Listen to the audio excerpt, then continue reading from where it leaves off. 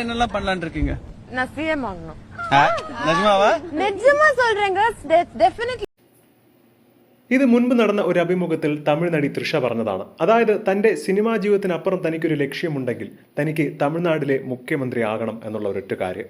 ആ ഒരു കാര്യത്തിലോട്ടാണോ ഇപ്പോൾ തൃഷ യഥാർത്ഥത്തിൽ നീങ്ങിക്കൊണ്ടിരിക്കുന്നതെന്നാണ് പലരും വിലയിരുത്തുന്നത്. കാരണം നടൻ വിജയുമായിട്ടുള്ള ബന്ധം, തൃഷ ഈ ഒരു ബന്ധം തുടരുന്നത് തന്നെ തനിക്ക് എന്തെങ്കിലും പാർട്ടിയിൽ ഇടം കിട്ടാനും മാത്രമല്ല തമിഴ്നാട് ഭരിക്കുന്ന മുഖ്യമന്ത്രി ആയിത്തീരാനുള്ള തൃഷയുടെ അടവ് മാത്രമാണ് വിജയോടുള്ള ഈ ഒരു കള്ളസ്നേഹമെന്ന് ഇപ്പോൾ തമിഴിലെ ഗായികയായ സുചിത്ര കൂടി പറയുക. ഇതുകൂടാതെ വിജയും തൃഷയും തമ്മിലുള്ള ബന്ധം കുടുംബമറിഞ്ഞ് സംഗീത വിവാഹമോചനത്തിന്റെ വക്കിലെത്തിയിട്ടും വിജയ്ക്ക് യാതൊരു കൂസലുമില്ല. മകൻ പോലും വിജയ്ക്ക് എതിരാണ്. എന്നിരുന്നാലും മകനായാലും ഭാര്യ ആയാലും എല്ലാം തനിക്ക് ഒന്നുമല്ല എന്ന രീതിയിലാണ് വിജയുടെ പെരുമാറ്റം. ഈ അടുത്തിടെ പോലും നടി തൃഷയുമായി പൊതുപരിപാടിയിൽ പങ്കെടുത്തു. ഇത് വളരെയധികം അതൃപ്തിയാണ് ആരാധകരും പ്രകടിപ്പിച്ചത്. മാത്രമല്ല വിജയ് തന്നെ പറയുകയുണ്ടായി, തന്റെ പേരിൽ പല കഥകളും പല രീതിയിലുള്ള വാർത്തകളും ഇപ്പോൾ നടന്നുകൊണ്ടിരിക്കുകയാണ്. തന്റെ ആരാധകർ ഇതിൽ വലിയധികം ബുദ്ധിമുട്ടുന്നുണ്ട്. പക്ഷേ ഇതൊന്നും നിങ്ങൾ ബാധിക്കേണ്ട വിഷയമല്ല. കാരണം ഇതൊന്നും ഒരു കാര്യമേ അല്ല.